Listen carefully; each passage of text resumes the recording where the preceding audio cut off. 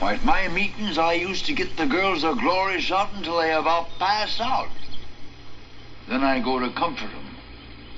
I'd always end up by loving them. I'd feel bad and pray, but it didn't do no good. Next time, do it again.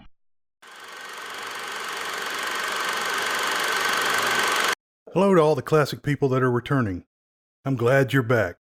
I want to give a quick shout out to Bob and Terry for commenting on the podcast. I want to give a welcome to all new visitors. Be sure and hit subscribe to get notification for new shows. Today on the Classic Movie Review Podcast, we are taking on the wonderful movie, The Grapes of Wrath, 1940. Before I begin, I just want to say, it's been a weird time here in Florida. It rained for 30 days, then we tracked the slowest hurricane ever. So I'm sorry that this episode is coming out late. I will try to do better in the future. Of course, the film is based on the John Steinbeck book of the same name that was published in 1939. It is the story of a family of Oklahoma sharecroppers that were forced off the land and traveled to California looking for new opportunities. The Grapes of Wrath novel was awarded the Pulitzer Prize in 1940. The movie follows the book for about half the story and then veers off and has a much softer ending. The movie has a good 8.0 rating on IMDb.com and 100% on the Tomato Meter and 88% audience rating on RottenTomatoes.com. The movie won Oscars for Best Actress in a Supporting Role, Jane Darwell, as Ma Jode, and Best Director, John Ford. The film was nominated for 5 more Oscars but did not win in any of these categories. Best Picture, Best Actor in a Leading Role, Henry Fonda as Tom Joad, Best Writing Screenplay, Nunnally Johnson, Best Sound Recording, Edmund H. Hansen, and Best Film Editing, Robert L. Simpson.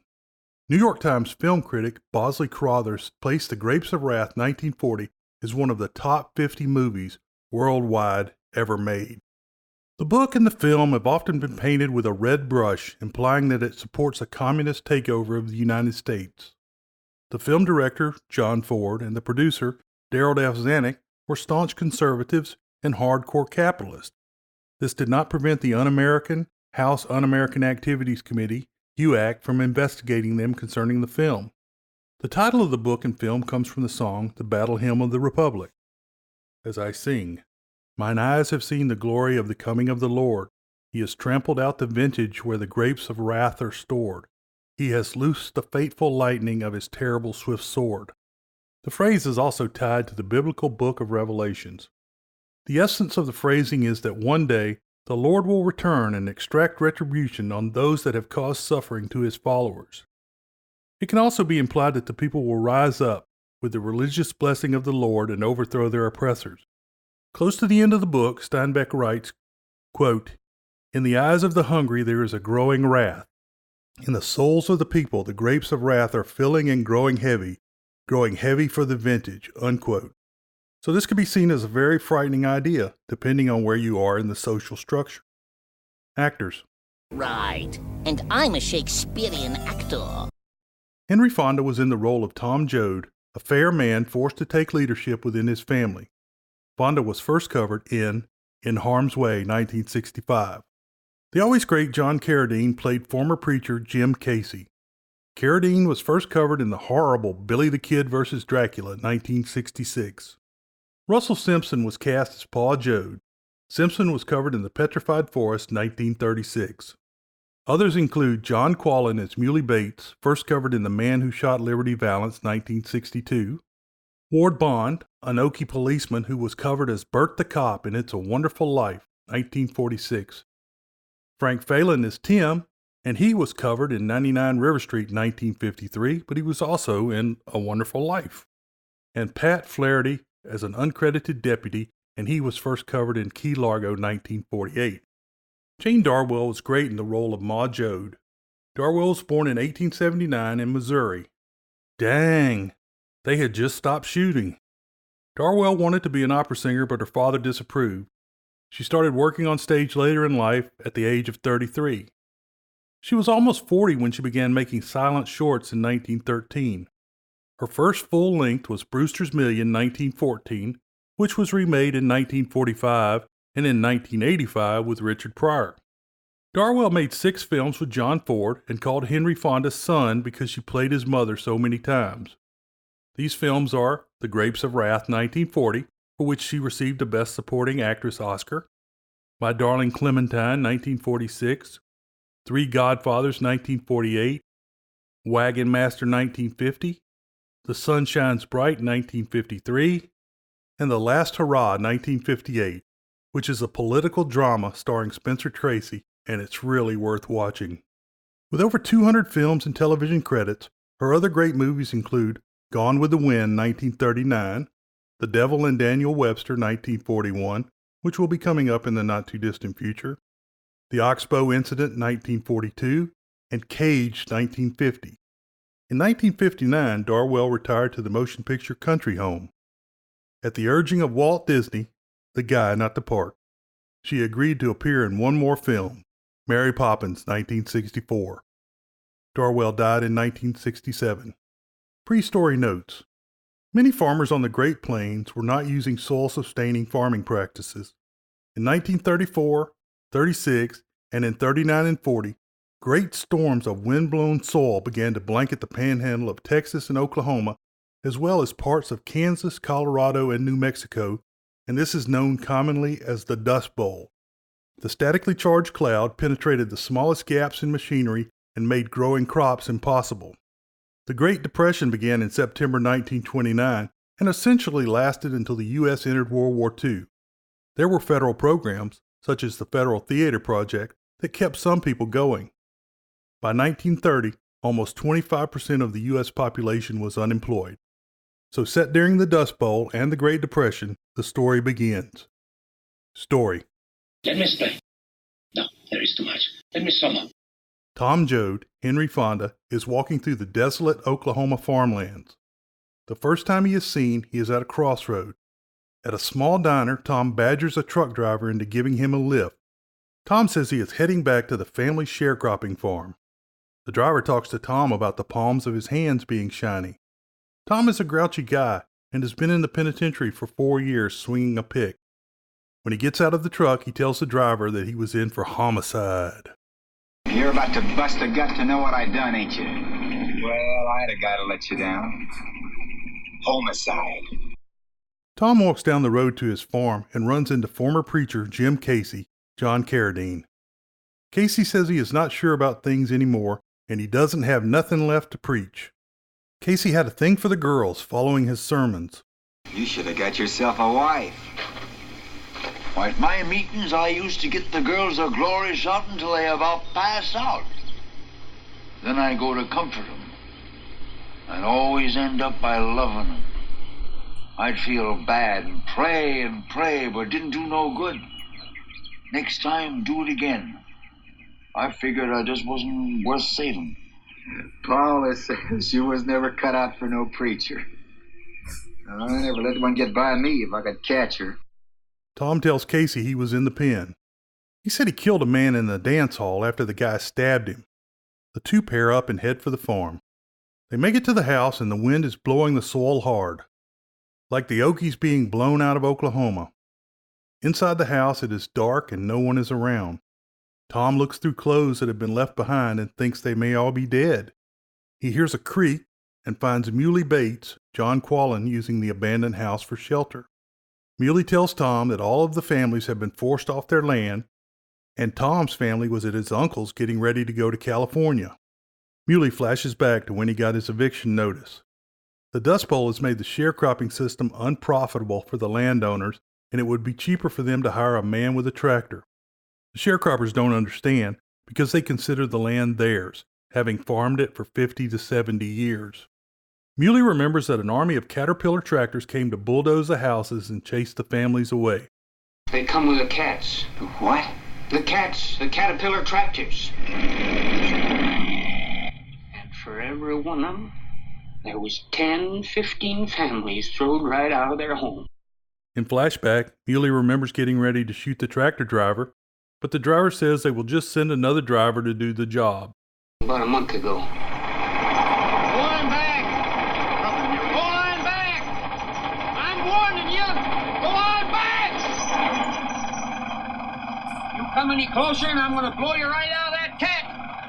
I told you. You're Joe Davis's boy. I don't like for nobody to draw a bead on me.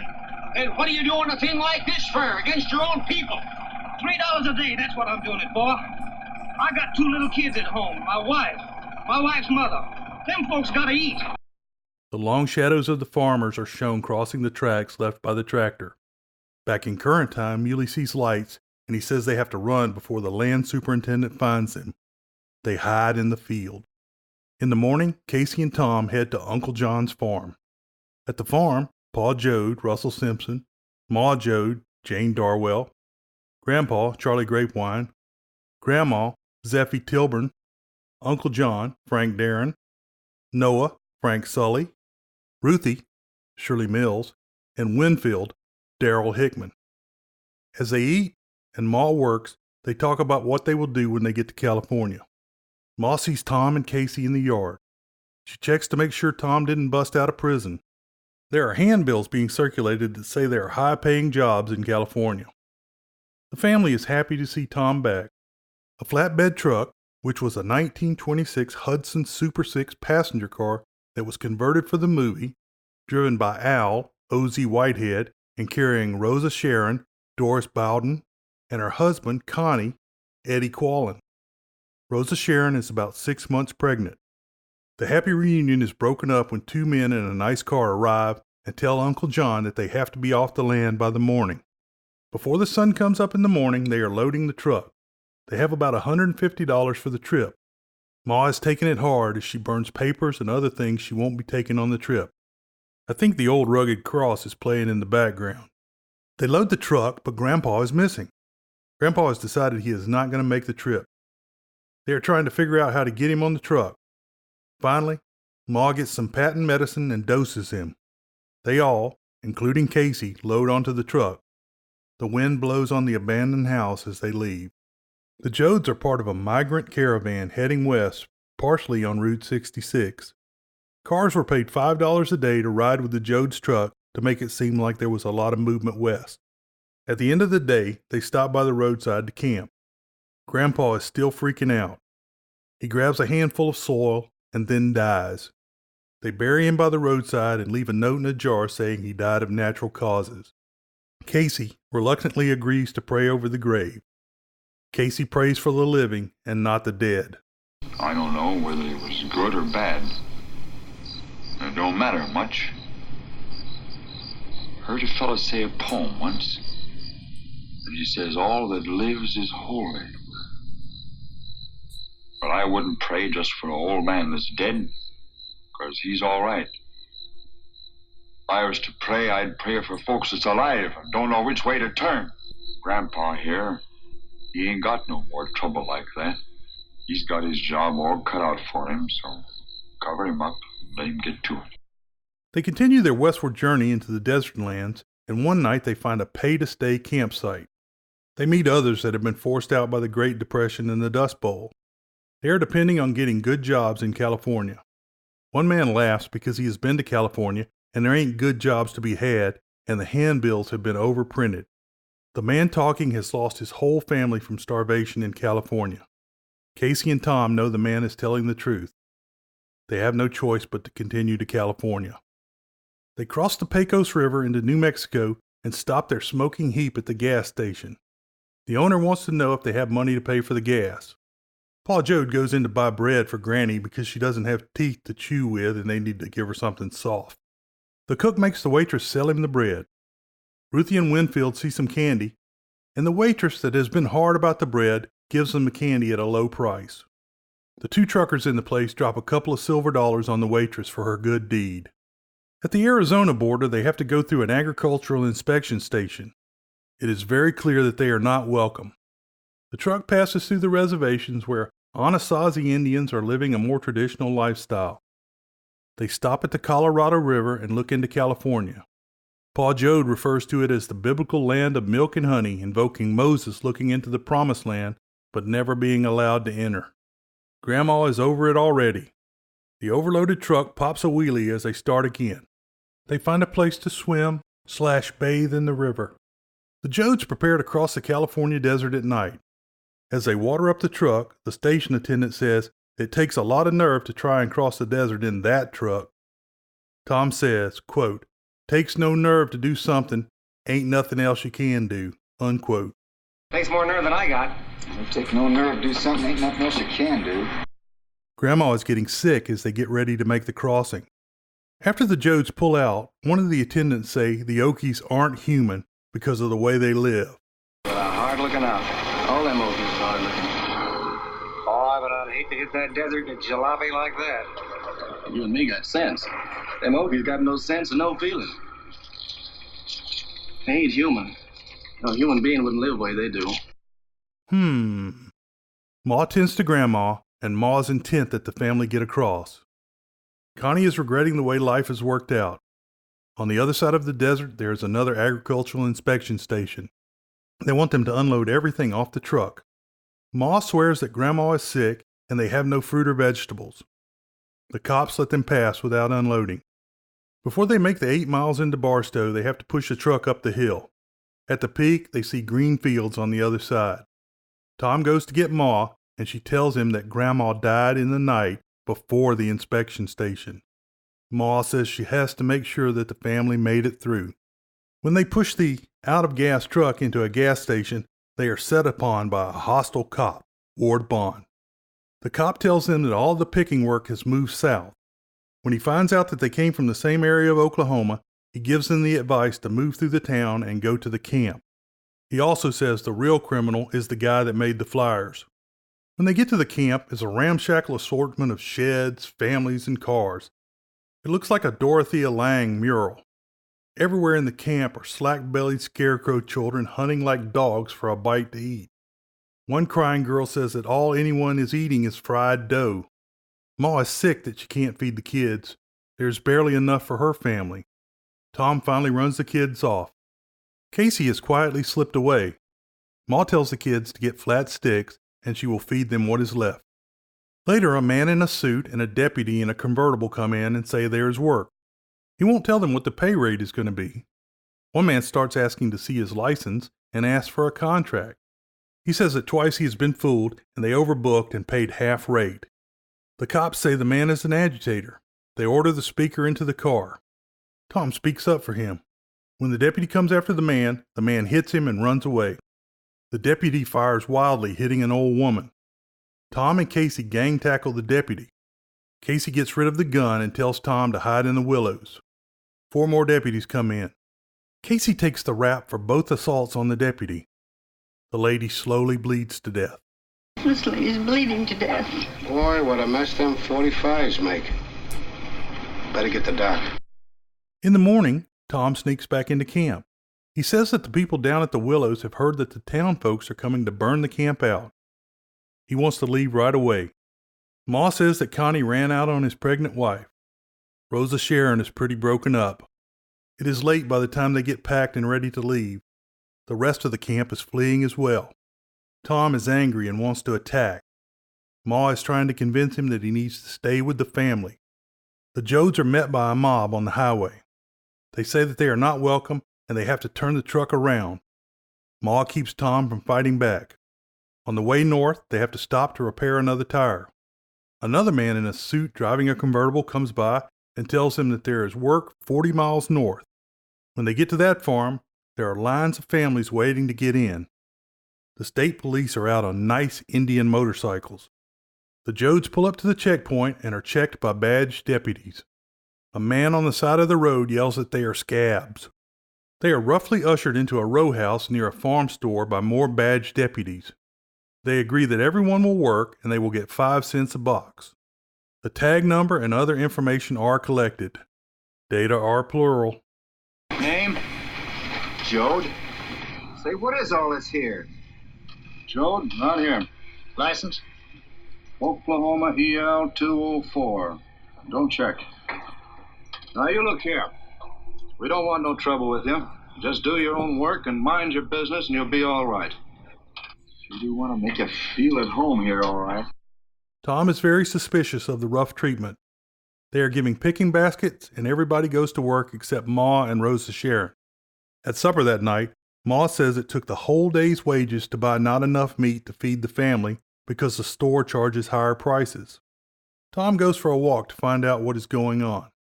He is turned back by another armed, badged man. He slips out the back way. Some tents are set up by the river and Tom goes down. Casey is one of the men that is living in the squatters' camp. Casey tells them that they are on strike because the farm lowered the rate from 5 cents to 2.5 cents. The strikers think the peaches are ripe and soon the farm will have to pay a higher rate as long as the strike continues. We come here to work. They tell us it's gonna be 5 cents, but there's a whole lot of us. So the man says 2.5 cents. Well, a fella can't even eat on that, and if he's got kids. So he says we won't take it. So they drive us off. They'll get 2.5 cents just the minute we're gone. You know what that is? 1 ton of peaches picked and carried for $1. That way you can't even buy enough food to keep you alive. The fake deputies attack the camp. Tom and the strikers flee down the river but are spotted by the goons.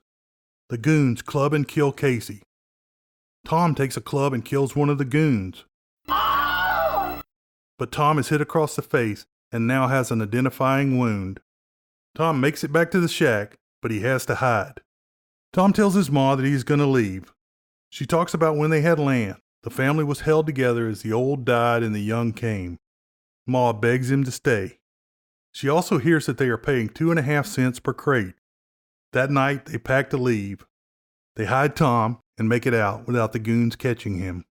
The old truck overheats and they coast into a Department of Agriculture farm workers camp. The camp is run by a good government civil servant. The camp is clean and decent and run by committees. You'll be in number 4 sanitary unit. What's that? Toilet, showers, wash tubs. You mean we'll have wash tubs with running water? Yes, ma'am. Camp committee call on you in the morning, get you fixed. The ladies committee call on you, ma'am, tell you about the children, the schools. The Jodes are very suspicious because this is the first time they have been treated decently. It's a socialist paradise. In the camp, the children are fed and playing. The Jode children see indoor plumbing for the first time. Tom gets work laying a pipe next to a watermelon patch. He is with one of the camp commissioners, Tim Frank Phelan. The owner of the patch tells the men to expect trouble at Saturday's dance as they are being called Reds and agitators. Tom doesn't even know what a red is. The camp men are prepared for trouble at the dance. A group of single men come in and are spotted as the troublemakers. Armed deputies are waiting to raid the camp as soon as the other men start a fight. The troublemakers walk onto the dance floor. At 9:29, the deputies head for the camp. The troublemakers begin to start a fight. Tom and the other men from the camp grab the troublemakers and usher the bad men away. The camp administrators won't let the deputies in without a warrant. All right, open up. We hear you got a riot. Riot? I don't see any riot. Who are you? Deputy sheriffs. Well, have you got a warrant? We don't need a warrant when there's a riot. Well, I don't know what you're going to do about it. I don't hear any riot. I don't see any riot. Late one night, 2 deputies come in with the administrator. They check the Jode's truck tag and say they will be back with an arrest warrant. Tom has been awakened by the lights and gets ready to leave. While he is packing, Ma wakes up and asks if he is going to say goodbye. They go outside to talk. Tom says he looks forward to Ma and the family getting settled. I'd like to stay, Ma. I'd like to be with you and see your face when you and Pa get settled in some nice place. I've been thinking about us, too. About our people living like pigs and good, rich land laying fallow. Or maybe one guy with 1 million acres and 100,000 farmers starving. And I've been wondering if all our folks got together and yelled. Oh, Tommy, they'd drive you out and cut you down just like they done to drive Casey. me anyways. Sooner or later they get me for one thing, if not for another. Tom says he's going to take up the work of Casey. He will look for the wealth problem and try and figure it out. Ma asks how she'll know what becomes of him. Tom says, quote, "I'll be all around in the dark. I'll be everywhere. Wherever you can look, wherever there's a fight so hungry people can eat, I'll be there. Whenever there's a cop beating up a guy, I'll be there. I'll be in the way guys yell when they're mad. I'll be in the way kids laugh when they're hungry and they know supper's ready. And when the people are eating the stuff they raised and living in the houses they built, I'll be there too. Unquote. Bruce Springsteen said it best as, quote, "Now Tom said, Ma, whenever there's a cop beating a guy, whenever a hungry newborn baby cries, when there's a fight against the blood and hatred in the air, look for me, Mom, I'll be there. Whenever somebody's fighting for a place to stand, or a decent job and a helping hand, whenever somebody's struggling to be free, look in their eyes, Ma, you'll see me." Unquote. Ma Joe doesn't understand. They say goodbye and wish that he will come back one day. Tom leaves across the dance floor. Ma is alone with what is left of the family. Tom is shown walking on a lone ridge. The old rugged cross plays. Later, Ma and Pa head the family out for 20 days' work in Fresno. Ma cries about leaving the first decent place she has been at in a while. A caravan of trucks and families head down the road. Ma says there may be work and there may not be. Ma says she was scared, but she is not and never will be again. I ain't never gonna be scared no more. I was, though. For a while, it looked as though we was beat. Good and beat. Looked like we didn't have nobody in the whole wide world but enemies. Like nobody was friendly no more. Made me feel kind of bad and scared, too. Like we was lost and nobody cared. Pa tells how Ma keeps the family together. She says men live in jerks, like a marriage, a death, buying a farm. But women live their lives like a river flowing, with no beginning or end. She says the people will go on forever and can't be beaten. I'll be right back after these words from our sponsors with conclusions and the world-famous short summary. Summary. The Cliff Notes lay out a theory that Casey is the Christ-like figure. Tom found him wandering in the wilderness. His initials are JC. He sacrificed himself to save Tom from the deputies, and he later gave his life at the hands of agents of the power structure. To this I add that by my count, 13 people began the trip. Tom Joad, Ma Joad, Jim Casey, Rosa Sharon, Pa Joad, Al, Connie, Grandma, Noah, Uncle John, Winfield, Ruthie, and Grandpa. If you accept Casey as representing Jesus, it is easy to place the other 12 as the disciples, with Tom in the role of Peter. Noah, Grandma, and Grandpa never made it to the promised land of California, like Moses never making it to the promised land of Canaan. Connie ran away and left the family so he can be shoehorned into the Judas role. In the book, Rosa Sharon's baby was stillborn. She used her milk to save an old man. The movie went with a more upbeat ending. Tom goes to fight for justice, and Ma Joad is the glue that holds the family together. World-famous short summary. Between government and the people stand the right arm of the law. Billy Bragg. Hope you enjoyed today's show. You can find connections to social media and email at classicmovierev.com or in the podcast show notes. If you enjoyed this show, go ahead and hit the subscribe button. If you've already subscribed, you can tell a friend, colleague, or family member about the show, or leave a review at Apple Podcasts. It really helps the show get found. If you want to comment, suggest a movie, or help out, contact me by email at jec@classicmovierev.com. Beware the Moors